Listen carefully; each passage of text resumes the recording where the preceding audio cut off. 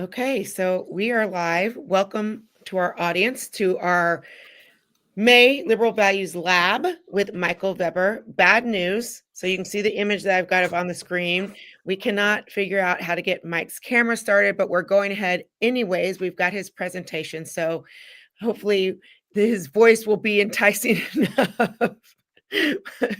Mike, Mike is a professor of philosophy at East Carolina University. He's the author of Tell Me Something I Don't Know, and his focus is on pseudo defenses of free speech on campus and how they undermine open inquiry.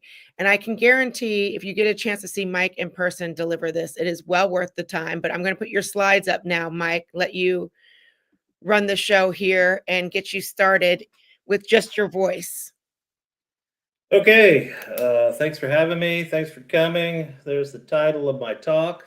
So my contention is going to be that a lot of common and often celebrated attempts to defend free speech in academic contexts are really not that at all, but the opposite. So first I'll get clear on what I take the pro-free speech, pro-academic freedom position to be, how I understand it. So I like to root it in this comment from Mill. This is from On Liberty, the famous defense of free speech. And he says this one thing in there, that suppression of contrarian speech robs us of, lovely quote here, the clearer perception and livelier impression of truth produced by its collision with error. And this is coming up in the context of where he's talking about views that we know with certainty are obviously false or even morally abhorrent. So even if you know that some proposition is false, you can still benefit epistemically from engaging with arguments for it. And the idea is, well, because if you know that some proposition is false and someone is defending it anyway, you're then in this position where you have to figure out where they go wrong. And in figuring out where they go wrong, you get this new understanding. And this is something that ought to be obvious, especially to people in philosophy. One of the things I like about philosophy is there's all kinds of crazy arguments for all kinds of crazy claims. Zeno, for one, you might be familiar with Zeno's paradoxes of motion. Zeno was this ancient philosopher who tried to prove that nothing moves. But if you look at Zeno's arguments, and I'm going to go through them here, if you're not familiar with them, look it up. Each step in the argument by itself looks compelling, but it leads to this crazy conclusion that we know is false, that nothing ever moves. So you can figure out, if you can figure out where the argument goes wrong, you've learned something important. And this comes up in Mill as part of a dilemma. He says, well, one reason why it's bad to suppress contrarian speech is because maybe we're the ones who have it wrong and maybe the contrarian has it right. Even if the contrarian is wrong, that's when he brings this thing up. So he runs it as a dilemma. I like to think of it as a deduction, though. I think if you have this idea that even if the contrarian opinion is obviously false or even morally disgusting or whatever, you can't say in advance that you couldn't benefit from engaging with an argument for it. And once you have that idea, well, then of course the stuff that we might be wrong about, it's worth engaging with the contrarian too. And all of this, it's also worth emphasizing here. The point of this is to look at the argument and think about the argument and trying to figure out where it goes wrong. So it doesn't really matter who says it. What matters is what they're saying and what their reasons for it are. So that's the basic idea, and I think that's kind of the epistemic foundation of academic freedom and freedom of speech as I see it, and that's going to be important in my little critiques here. So I'm going to start with an example. This is one you might have heard of, anthropology conference from back in 2023, and there was a panel on there about the importance of biological sex in anthropology. The panel was accepted for the program, and then it was yanked. And the justification given is that first quotation you see there. The reason the session deserved further scrutiny, I guess, is a euphemism for yanked from the program, was that, and then you see the rest of it there. This is the kind of thing that you've heard before. But this is one, when I was putting this together, I had to check a couple times to make sure I got their words right. Because if you look at this, it's not really clear what they're even saying. Who is it that's harmed here? It's the trans, and that no, it's the members. No, it's the members represented by the of the community and the other community, right? So this is, I really think, this is one reason why I'm not a total AI doomer. One upside of ChatGPT taking over our lives is I think the cancellation letters will get a lot better and clearer and easier to understand. In any case, the response from the erstwhile panelists is below that. They write a letter and post it online in which they, of course, disagree with having the panel ripped from the program. Among other things, they say it was an international panel. It included a bunch of people from different nations. It was composed of a diverse group of women, one of whom is a lesbian. And their interest in the topic is rooted in concerns about the erasure of women. And the letter goes on to sort of itemize the feminist bona fides of the panelists here. And so they're sort of shocked that their panel is being yanked from the program for this kind of reason. Now, if you're being accused of harming people you haven't harmed or being someone you haven't, of course, it's understandable to want to set the record straight. But I still want to critique this as an effort to defend things like academic freedom and freedom of speech on campus. And my critique is going to borrow resources from pragmatic linguistics and the philosophy of language, in particular, having to do with conversational implicature and presupposition. So think of, when you're saying things, when you're having a conversation, there's the things you say explicitly, and then there's the things that you convey or imply without saying explicitly. And that's what we call conversational implicature, and presupposition is one species of that. This is a little messed up because I didn't mean to show you this all at once, but that's another thing I can't figure out how to do. So just look at the first part there with Anne and Bud. So this is an example that I stole from the literature. So Anne asks Bud, did George get into a top university? And Bud says, his father is a very wealthy man. Right? And you stop right there and just look at that part of the conversation. Did George get into a top university? Well, his father is a very wealthy man. Now, notice Bud isn't saying that being rich can get your kid into a top school, but he is presupposing it there. So how does that work? How does that happen? One helpful idea goes way back to Grice on this. So Grice, and this is sort of a standard paradigm for looking at this kind of thing. The idea is that conversations are these cooperative enterprises that are governed by implicit rules of thumb or implicit maxims. And one of the maxims is what's called the maxim of relevance. So the maxim of relevance says, be relevant. And so that's a helpful way to sort of understand the mechanism by which this presupposition is getting in there. If you look at what Bud says, Bud is obeying the maxim of relevance only if this other thing is taken as a given in the background, the thing he's not saying. Namely that being rich can get your kid into a top school. And so presuppositions in that sense enjoy another helpful concept here is that presuppositions, when they go unchallenged, they enjoy what we call common ground status. So there's two ways to think about this. You can imagine Bud and Anne are both grizzled old admissions officers at a top university, and they know how it all works.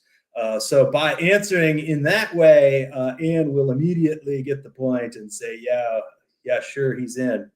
But you can also imagine that Anne is just a naive parent who doesn't really know how it works behind the door of the conference room at the admissions office. And Bud is someone who does. So Bud is the grizzled old admissions officer at the top school. And so by answering Anne in this way, Anne could come to know that the presupposition is true, even if she didn't know it before. So by answering in this way, in that kind of conversational context, Bud is conveying the idea that not only is the presupposition that being rich can get your kid into a top school, not only is that true, but it's something that goes without saying, as the saying goes. And so presuppositions often serve as a kind of testimony. You can tell someone can learn something by having you tell them that explicitly, but they can also learn it by having you presuppose it. And oftentimes presuppositions are more powerful than explicit assertions. This is something advertisers have known for a long time. Are you tired of paying too much for car insurance? Like, I didn't even know I had a car, but you put it that way, and yeah, what can I do? Now, another feature of presuppositions that brings out their power and the way in which they sort of define the parameters of the conversation is that they're not the targets of direct sentential negation. So look at the rest of the conversation, how I was going to have it go. That's my clicker. We just revealed the second thing Anne says on your left. So Anne says, did George get into a top university? Bud says his father's a very wealthy man. Anne disagrees with that and says, no, he's not. He lost it all in crypto back in 21. So Anne is negating what Bud said, but notice she's not attacking the presupposition. In fact, by denying what Bud says, if anything, Anne is sort of signing on to the presupposition. So what that means, and that sort of highlights the way in which the presuppositions kind of define the context of the conversation if they go unchallenged. If you do want to challenge a presupposition, you can't just disagree with what's said, because you see Anne disagreeing with Bud there, but she's tacitly agreeing with the presuppositions. You kind of have to go back and reset the terms of the conversation. It's not always clear how to do that. A very funny example of this is from back in 2008 when McCain was running for president. There's one of these town hall campaign rally things, and this woman has the microphone and she says, I just don't trust Obama. I can't vote for Obama because he's an Arab. And you see McCain shaking his head emphatically. He takes the microphone from her hand and he says, no, he isn't. He's a decent family man citizen, period. Right? So to see the power of presupposition there, imagine having to weigh in on this dispute between this woman and John McCain. Where do you stand? Is Obama a decent family man citizen or an Arab? No good way to answer that question, right? And that's because of the way the presupposition has effectively defined the conversation. So now apply all of what we've just said here back to the cancellation issue, and imagine Bud and Anne are talking about that. Imagine Bud is the head of the Canadian Anthropology Society or whatever it was.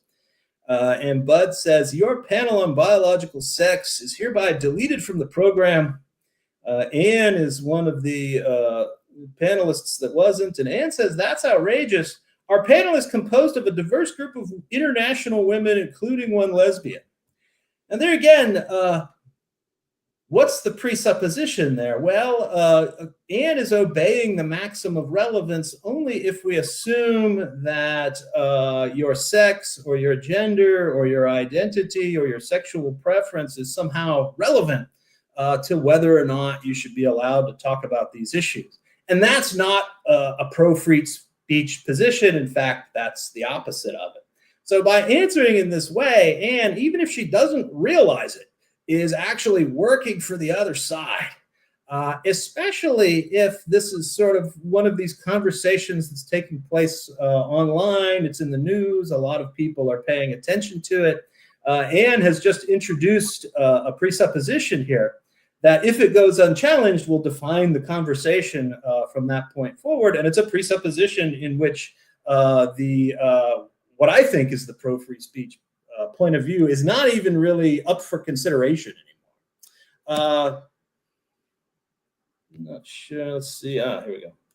So here's another way Anne might answer Bud. Anne might say, also reflecting what was in the letter there, that's outrageous. The panelists are defending feminist positions. Well, here again, by answering Bud in that way, Anne is presupposing that whether or not you should be allowed to talk about issues like that depends on whether or not your position qualifies as feminist.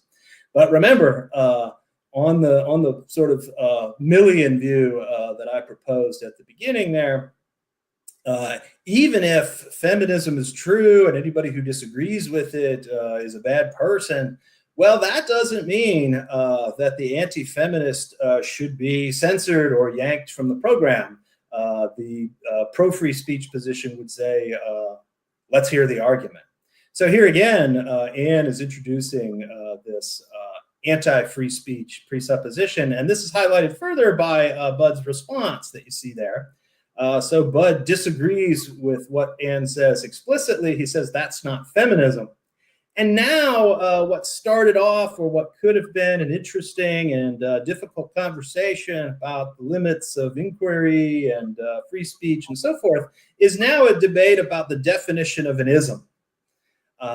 And all the while, right, when Bud and Ann are having this conversation, what's happened is this censorious presupposition has effectively defined the parameters of the conversation, and we've further solidified this idea that certain positions should not be, publicly expressed at an academic conference or debated, and that's not a pro-free speech view. And that's also why these conversations often revolve around, you'll often see essays with titles like this.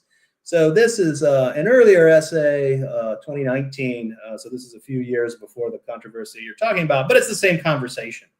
That there are these gender critical people who call themselves feminists, and they're getting in trouble for what they say, and these other people are mad at them and they're saying those aren't the real feminists. And then there's this back and forth about there's this sort of conceptual proxy war, and what could have and should have been a conversation about the limits of academic freedom and so forth ends up being a debate about the true meaning of feminism, which is and shouldn't be, which is not the point and shouldn't be the point. But you see why that happens. Now let's move to a second case. This is a case from 2022, I believe, where a faculty member at Hamline University was fired for showing this painting in an art history class. That's a painting that depicts Muhammad, and this caused a big stink. People said the painting was Islamophobic, the act of showing it was Islamophobic, and the instructor was Islamophobic for showing it, and she ought to be fired. And eventually she was in fact fired for this.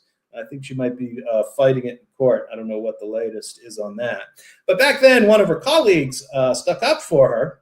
And this was a religious studies professor, Mark Berkson.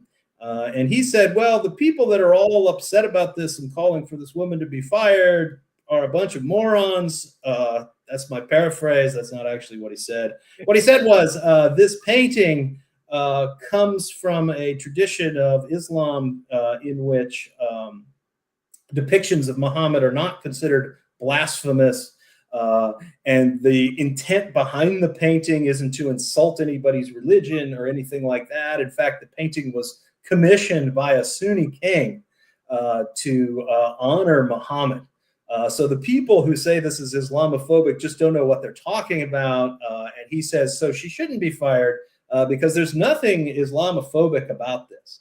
Now, here again, when people are getting fired and having their reputations ruined over accusations that are false, it's understandable to want to set the record straight, and it's commendable to do so in a climate where people are getting in trouble.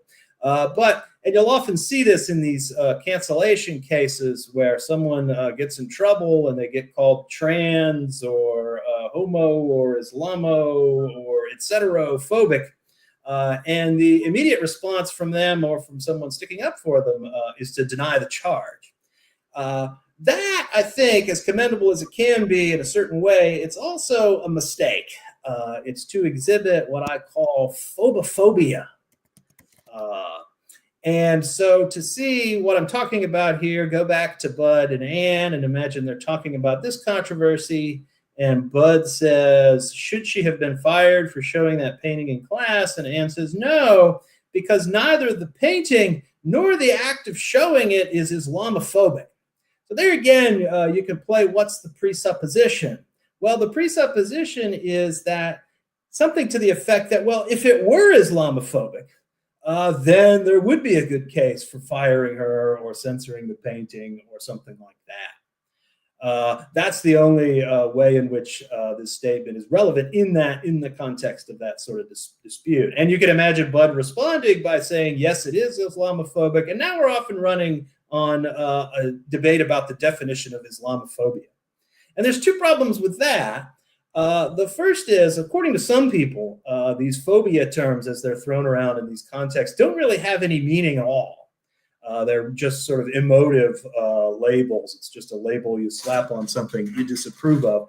I don't know if I'd go that far. There are some scholarly efforts to define Islamophobia. There's a book, length one, from Chris Allen, where he sets out to define the concept. And in chapter 11, I think, at the end of the book, he lands on a definition of Islamophobia, which is this monster here.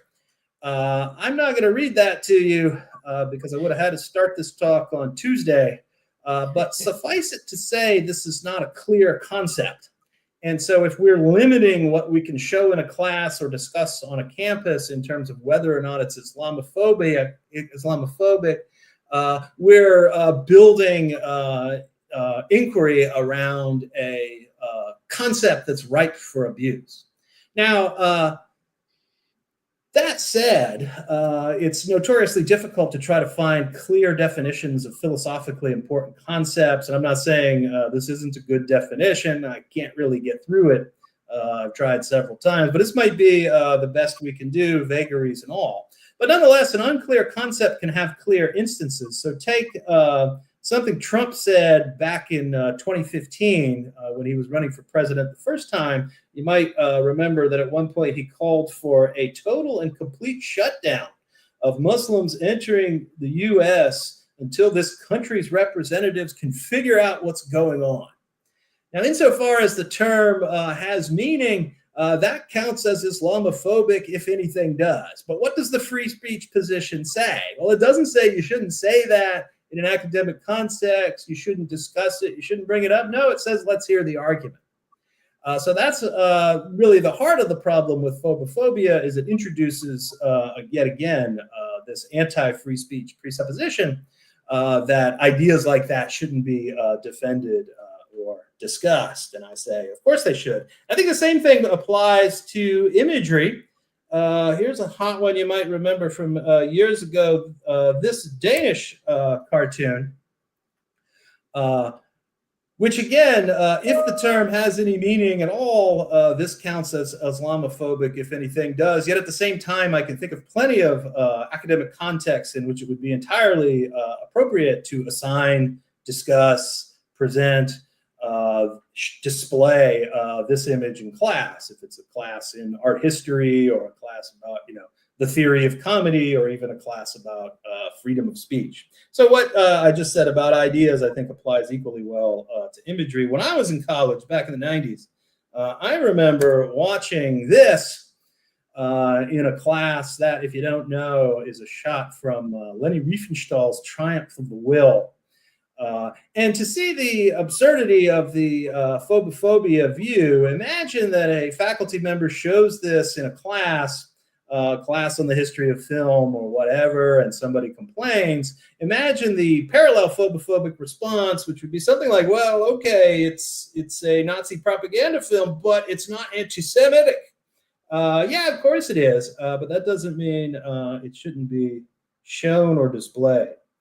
Let's move on to a third case. This is a cancel culture classic from back before we even had the term in 2005. This was the one where Lawrence Summers was president of Harvard. and got in trouble for floating the hypothesis that the relative dearth of women in STEM fields might be due to some kind of biologically based difference.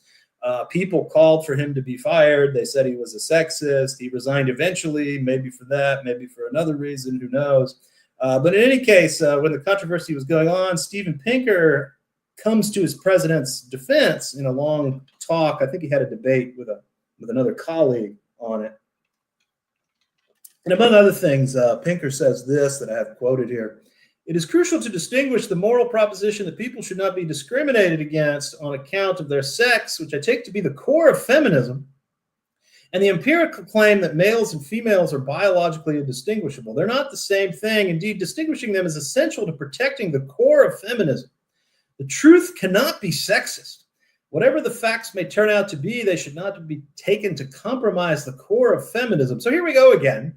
What ought to have been a discussion about academic freedom and so forth ends up being somebody's essay on what feminism means to me. And you see why that happens already. But there's also something more interesting going on here. It's what I call ising and oughting. So David Hume, the philosopher, famously said, you can't derive an ought from an is. And what he meant was no set of purely descriptive claims about how things are will get you a conclusion about how they ought to be. And so what Pinker is saying is also kind of a riff on that. What he's saying is, well, Summers was just making this empirical descriptive claim. He didn't say anything about how people ought to be treated. So let's go back to Bud and Ann to see the problem with that. Ann says, should Summers have been fired for saying that stuff about women in science? And Bud says, no, he was offering an empirical hypothesis about how things are, not a moral claim about how we ought to treat people.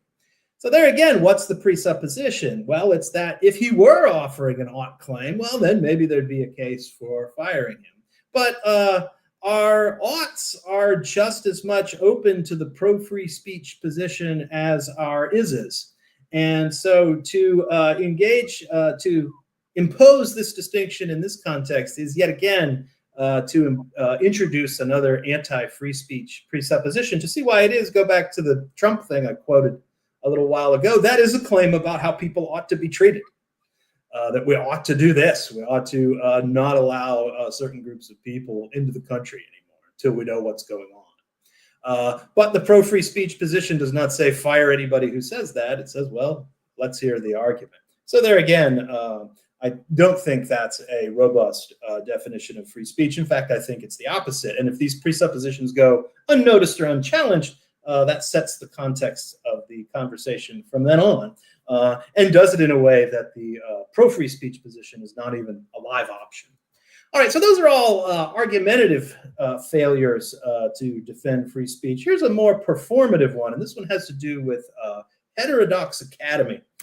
So I first learned about Heterodox Academy a few years ago upon reading an article in the Chronicle of Higher Education, where Jason Stanley, a very famous philosophy professor from Yale, called Heterodox Academy a, quote, scaremongering rage machine.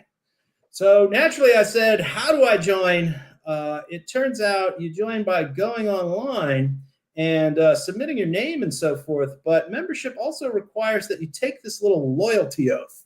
The loyalty oath is up there. You have to check this box that says, I support open inquiry, viewpoint diversity, and constructive agreement in research and education. And you click that you affirm that. Now, given the history of loyalty oaths in academia, to me, this is already very weird. You're probably familiar with the loyalty oaths that California had in the 1950s, that you had to take this oath swearing that you weren't a commie. You also more recently might know these mandatory diversity statements that some universities have had on a condition of appointment and so forth. So it's weird that a sort of pro-open inquiry and I guess pro-free speech organization would want to have a loyalty oath where you have to affirm somebody else's words on something. But hey, by itself, maybe that's not a problem. Maybe what we're doing here is repurposing the old tradition and using it for good rather than evil. I don't know. Do I agree with this? Well, I don't know if I agree with this because I don't really know what this means. I know what open inquiry is. I guess I know what viewpoint diversity is. I'm not sure about the other one. And I really want to know what they mean by it before I go agreeing to it. Well, thankfully, what they mean by it is further explained by something they call the heterodox way. Depending on what else you want to do with this organization, you might have to take this other loyalty oath, affirming these 5 things. I want to focus on number 4, which I take it is the heart of constructive disagreement. Number 4 is be constructive. Let's look at what that says, and let's try to have an open mind here. The objective of most intellectual exchanges should not be to win, but rather to have all parties come away from an encounter with a deeper understanding of ourselves. Okay, already I hate this. When I see an intellectual exchange, I want to see people trying to win.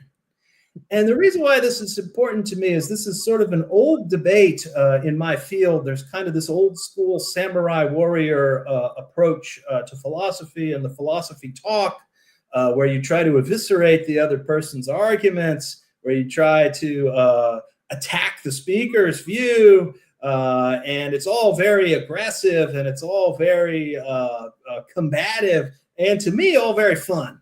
But there's this sort of more recent emphasis on things that are more cooperative, on more welcoming and group social stuff. And some people say, well, the reason why there's a dearth of women in philosophy is because of this aggressive style of argument you often see. I think that's actually the sexist attitude. I think, I would look at it this way, combative, intellectually hostile, aggressive argumentation is one of the only combat sports where the women can and regularly do dominate the men. So I think we have a moral obligation to support and cherish it. And that's what feminism means to me. Looking later on, looking at the bottom of this now, notice also we have do not analogize people to Stalin, Hitler, the Nazis. I read this and I was immediately reminded of years ago when a colleague of mine compared the dean, the back then dean, to Ceausescu, to the dean's face. Not long after that, the philosophy department lost several faculty positions, which I'm sure was just a coincidence. But Ceausescu, brutal Romanian dictator, apparently a bit of an underachiever, though, didn't make the list. Oh, wait, there's an etc. So what you have here is an open-ended and therefore infinite and therefore infinitely abusable list of prohibited words and phrases. So yeah, that sounds like a pro-free speech position to me. After all, as Justice Brandeis famously said, the remedy for bad speech is a speech code with an etc. on the end. Now you'll notice by saying that, I've also now violated the policy against sarcasm up there in the middle, which is also prohibited. But then again, looking a little bit closer at this, there's a lot of weasel words here. Notice win is in quotation marks. So we're not really talking about winning. There's a lot of try to avoid this. In general, don't do that. And so it isn't, when I said this is like a policy that prohibits sarcasm, that was a bit hyperbolic. Hyperbole, you'll notice, being another thing prohibited by the policy. But what it really is, I think, is a vibe. And so what we're really trying to convey here is, hey, try to be this sort of typical, genteel, academic, kind of polite professor. We want you to be like that. Well, that, again, I think is not to support open inquiry or viewpoint diversity. That's to support a certain kind of personality. But if you want viewpoint diversity, you got to have personality diversity, too. There will come times in argumentative disputes when you have to push a point beyond when it's polite, and you need people that are like that. So why not have them? So I think there's lots of reasons to oppose this, and that's why I'm not taking their oath, and that means I'm not going to be a member of this society. I'm sure they don't care. But one thing that did impress me looking further down the list, we had the list before. You'll notice was these 5 things. Being constructive was one of them. Number 5, be yourself, which doesn't mean what I thought it meant. It just means you can't be anonymous. But looking below that, you'll see that they have this heterodox way translated into a whole bunch of different languages. And this is powerful. This is kind of, speaking of conversational implicature, this is conveying the idea that this is like a worldwide movement, okay? We got a certain way of doing things, and it's going to be everywhere. You're going to see that logo all over the place, and that's why we have it translated into all these different languages. Well, that's impressive. And it kind of reminds me of something. What was I thinking of? Was it maybe another loyalty oath? Oh, yeah, it was this.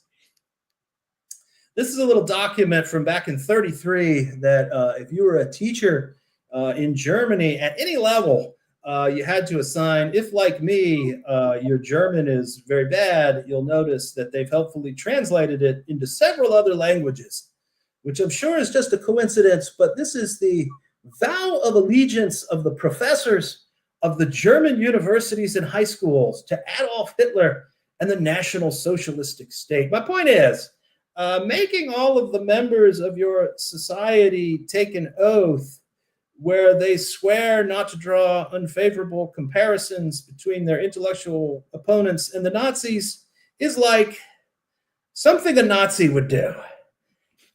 And that's not how to defend free speech. That's all.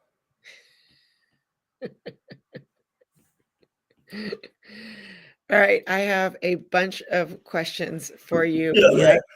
And reminder of our audience too, if you are on our YouTube or on our X, if you have questions for Mike, you can also put them in the chat there, and we'll get to those. But so, Mike, I hear what you're saying, and I hear what you're even the term loyalty oath has like it's just a little weird. But I think I would go to, I think the main purpose of the Heterodox Academy, if I don't, I'm not a member myself either, so I don't want to, misinterpret what their purpose is. But this kind of lack of civility, this polarization that had gone off the rails, if you will, what was not helping us with problem solving. We were in a political stasis. We were in a social stasis.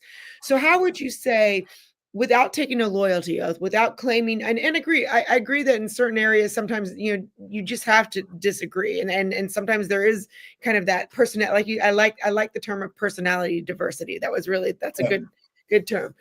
But when we're so polarized as we are now, and again, interpreting Heterodox Academy as a way to problem solve, again, around the stasis, what would you do instead? Like, how, if you were Heterodox Academy's advisor, what would you have had them do instead?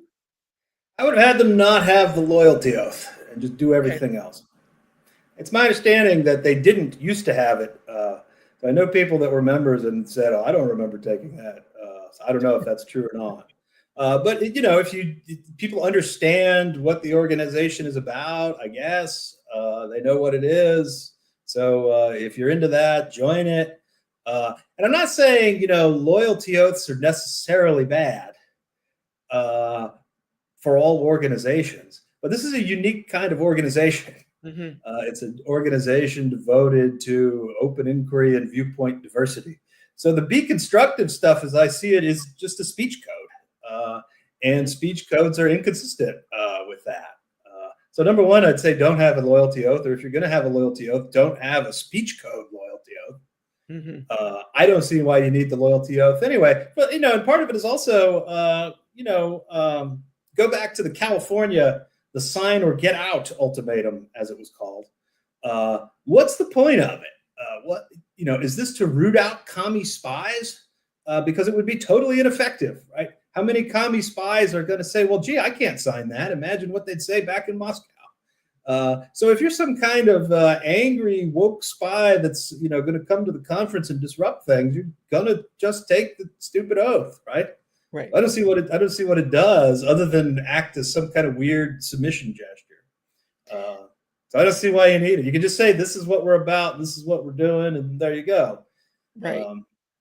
So if they did all this and said, look, these are our bylines or code of conduct or whatever, without having to have you sign a loyalty oath, that would be more acceptable. That would be better, but I still think the way they're understanding constructive disagreement is inconsistent with the other stuff. Mm. There it is on the slide, right? Because it is a speech code. And not only that, I think wanting to win is fine.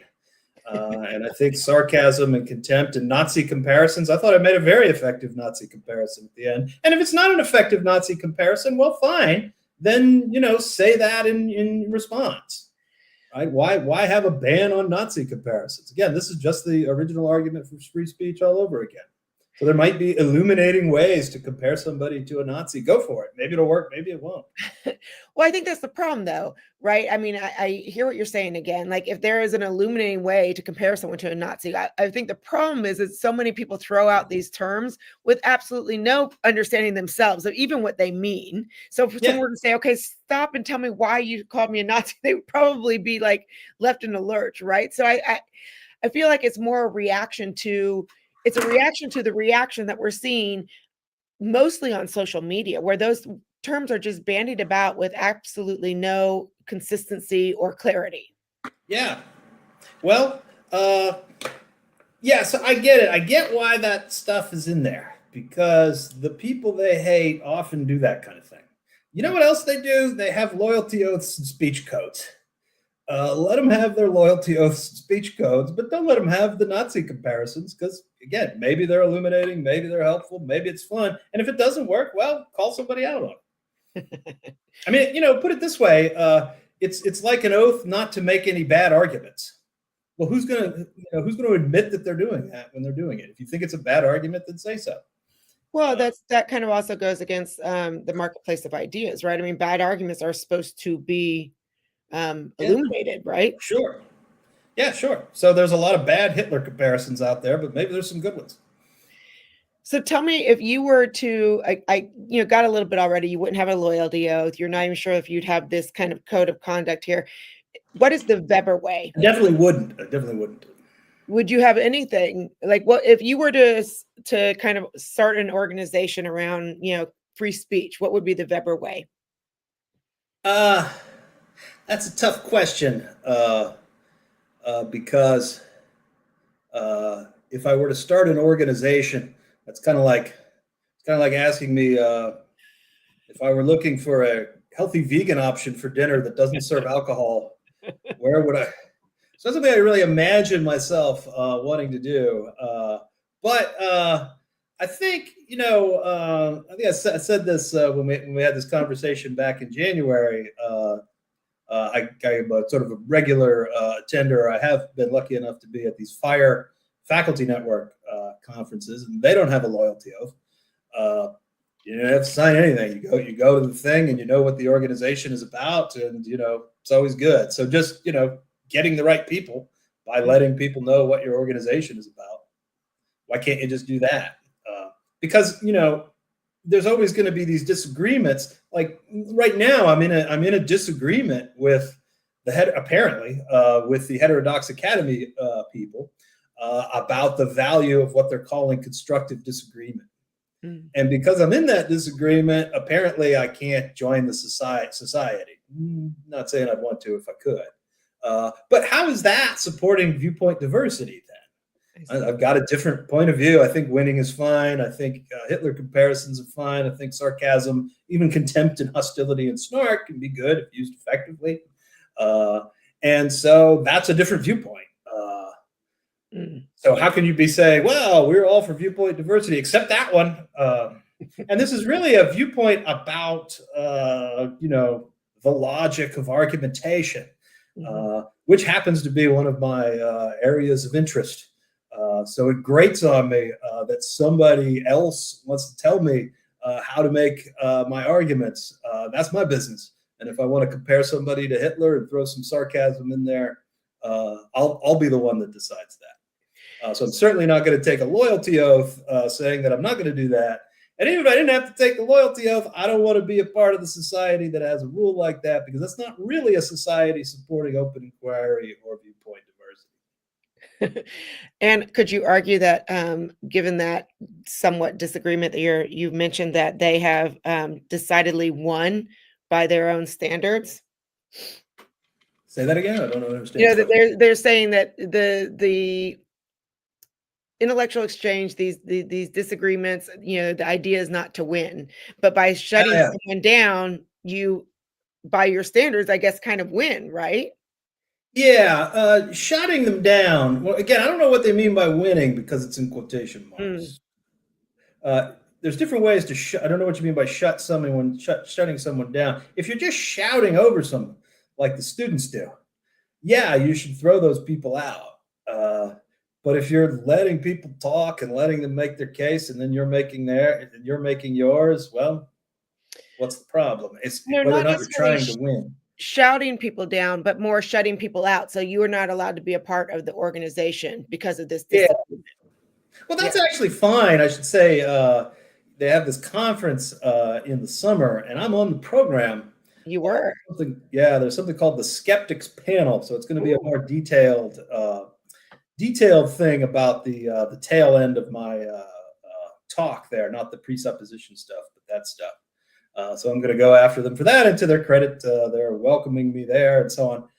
I'm not sure what they're going to do about the Hitler stuff because they do say that they insist that these rules be upheld at their venues and conferences and so on, even by non-members.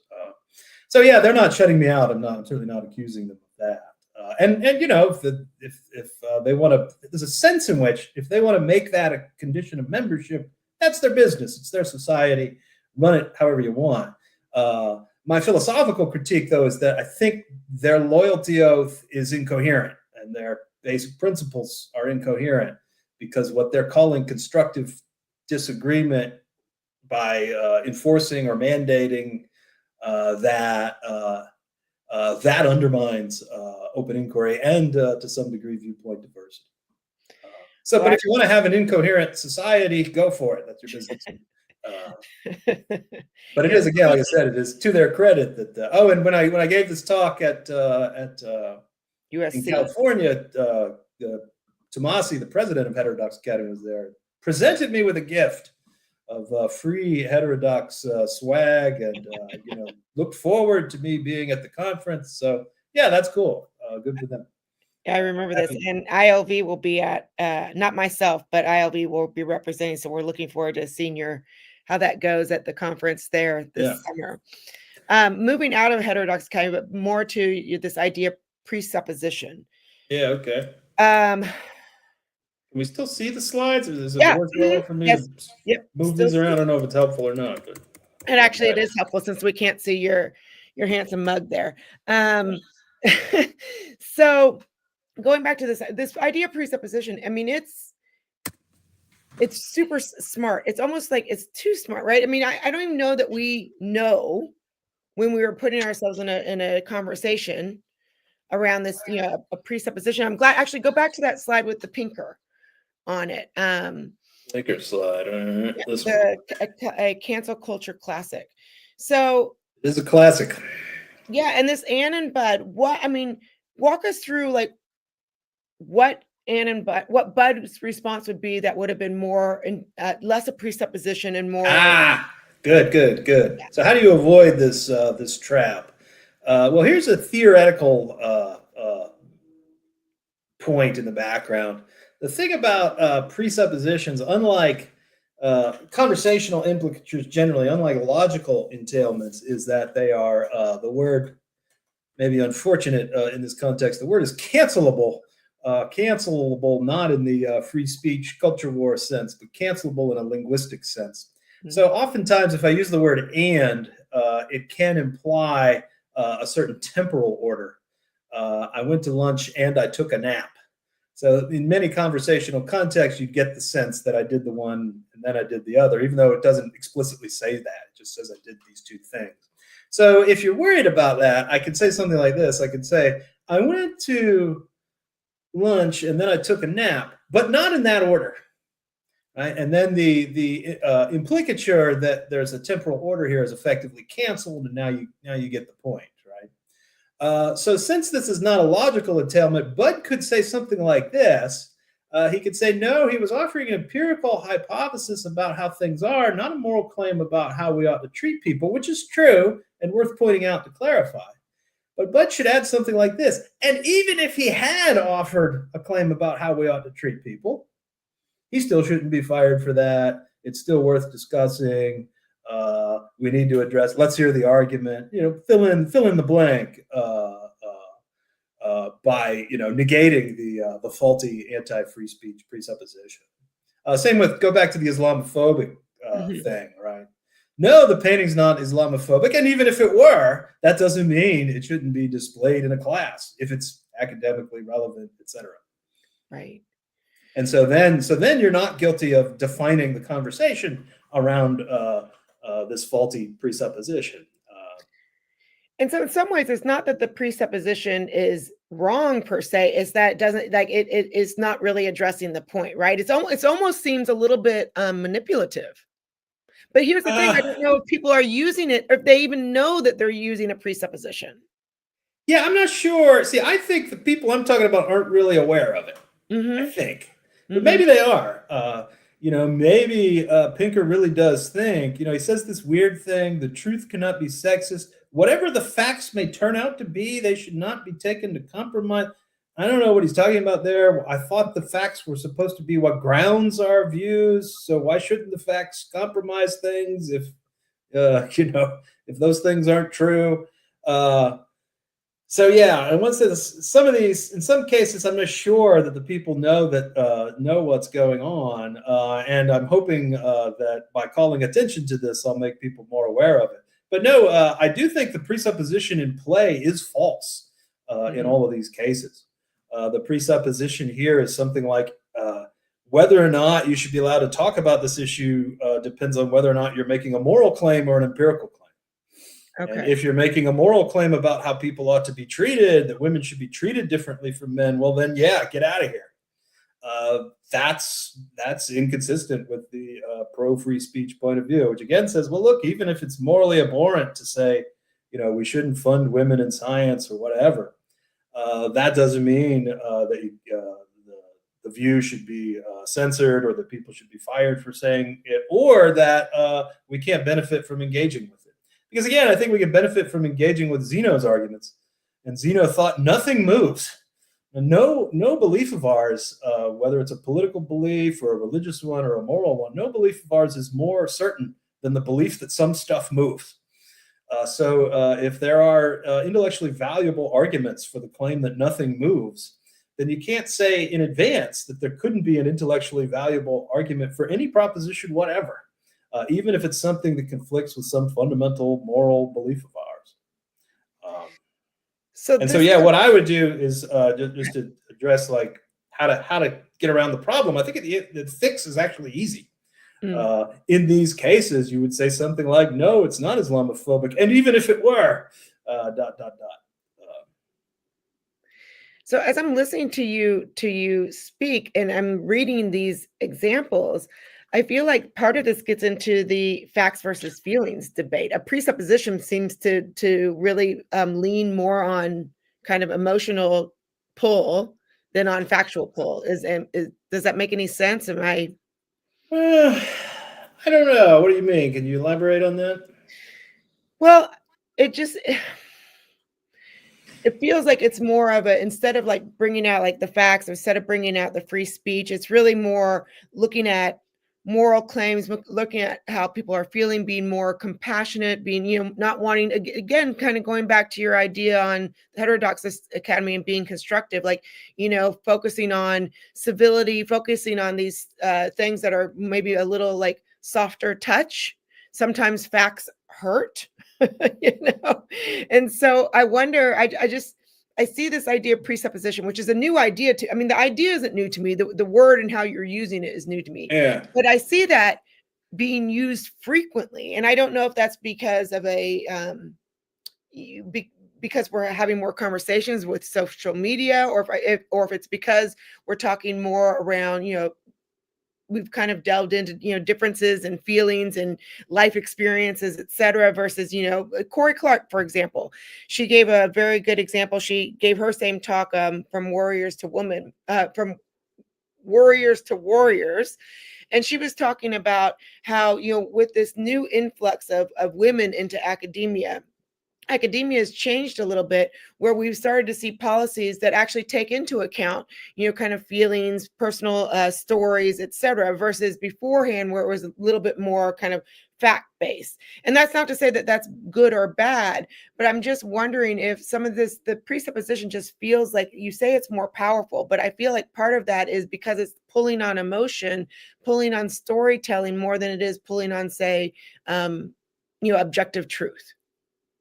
Uh, yeah, I don't think I agree. Okay. I don't think there's anything in the nature of presupposition that makes it that way. I mean, go back to the Bud and Ann, the original Bud and Ann conversation. And so the idea is, well, in order for the one on the left there, did George get into top university? His father was a very wealthy man. Well, in order for Bud's claim to be relevant, there has to be this thing taken for granted in the background, namely that the wealthy can get their kids into top schools. Right. Well, that's either true or false. That's a straightforward fact. That's not a feeling.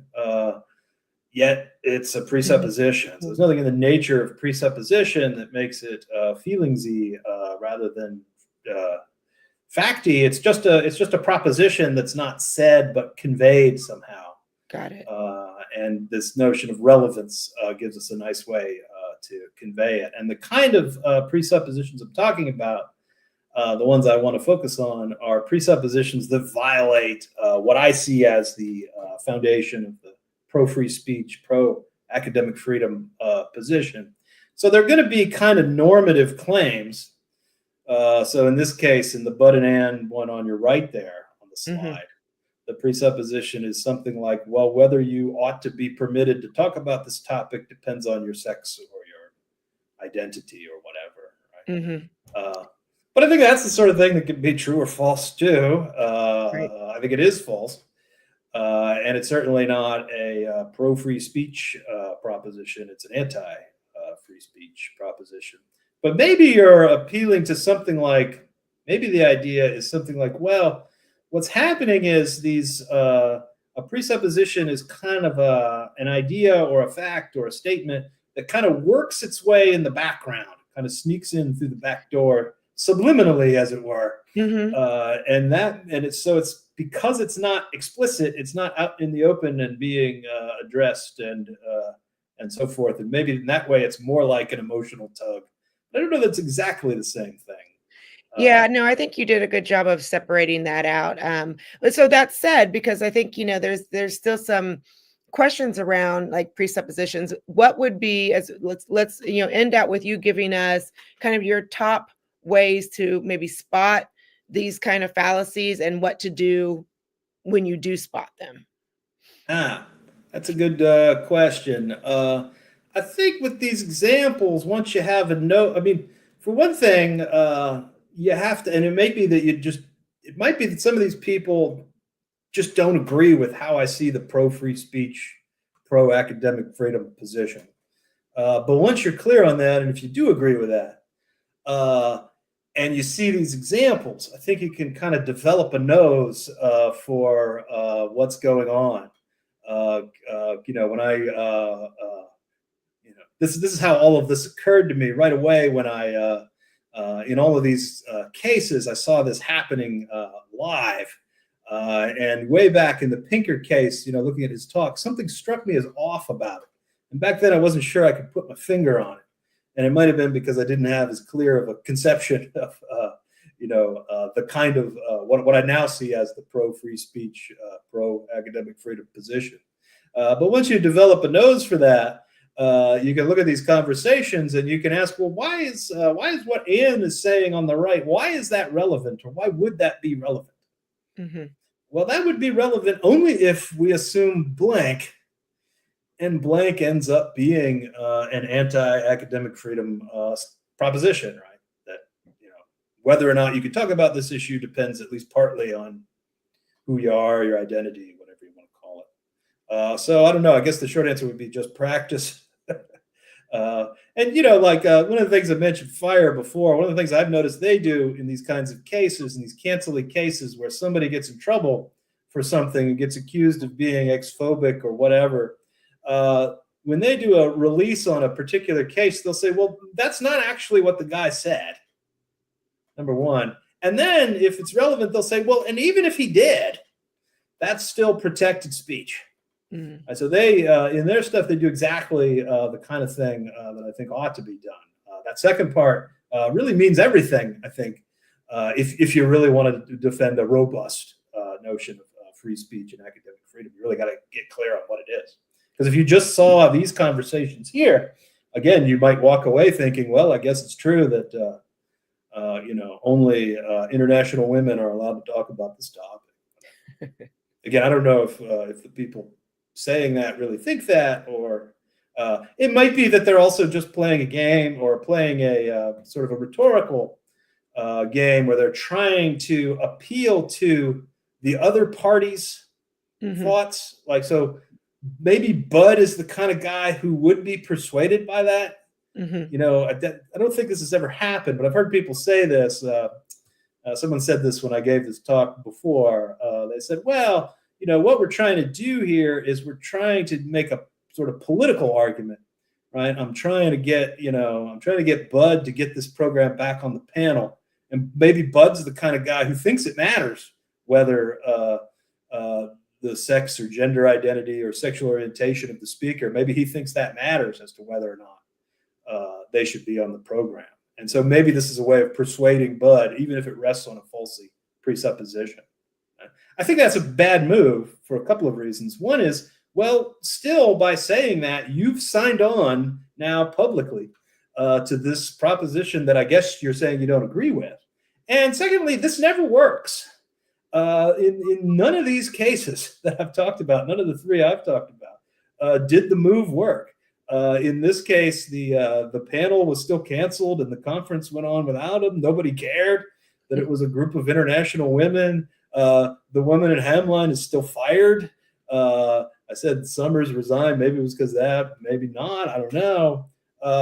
But that's another thing to consider too.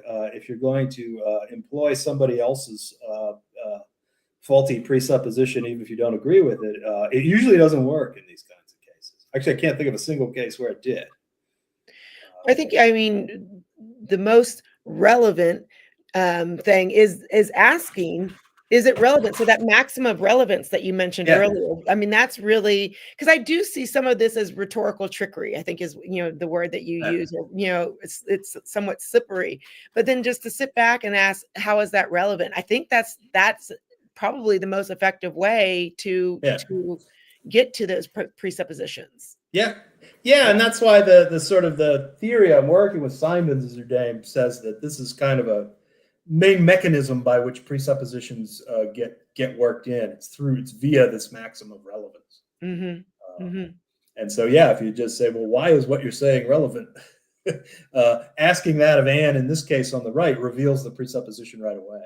Right. As it does in the other cases. Of course, these are my, the reason why I use Bud and Anne is because these are my, distillations of these kinds of conversations. So it might not be that clear out there in the real world, but I think you still can ask that question and still uncover it if you're interested in it. I guess now that we've kind of talked about this gets me back to what I was saying before, and maybe didn't do a good job of clarifying. But if you look at this example specifically, with Anne saying this is outrageous, our panel is composed of a diverse group of international women, including one lesbian, right? If you were to say, how is that relevant? Yeah, which is a completely legit question based on what we're discussing right now. Right. That is one of those things, though, that has been a sensitive part where it's like, well, all of a sudden, you're questioning someone who is different than you, and that's where I think it at least has the ability to have an emotional tug where you might not even get to the point. Why is that relevant? Because then you'll be like, well, you must be a homophobe, race, whatever it is that we're all so scared of right now.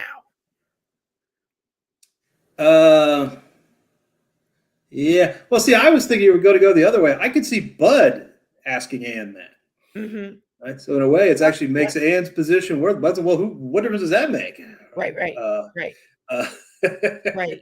so you could be one of those people and still be, harming the representatives of the group or whatever that garbled thing they said was. Absolutely. And so and she has no answer now, other than to say, well, yeah, it's actually not relevant. I was just bringing that up because. Right. So then eventually she's gonna, if that's the way it goes, she's gonna have to fall back on the kind of position I was kicking around anyway. So why not just start there? Right. Good point. Good point. Well, we have reached our time, Mike. Thank you so But much. yeah, but real quick though, so that didn't really address your point that somehow what you're saying is, well, let me put it this way: saying that it's not relevant might get you accused of being X-phobic. Correct. Yeah, yeah, that's true. That's true. And so I think that to really defend academic and freedom and free speech, as I understand it, you got to kind of have a stomach for it, Mm-hmm. and you got to be willing, maybe, to let people call you some names.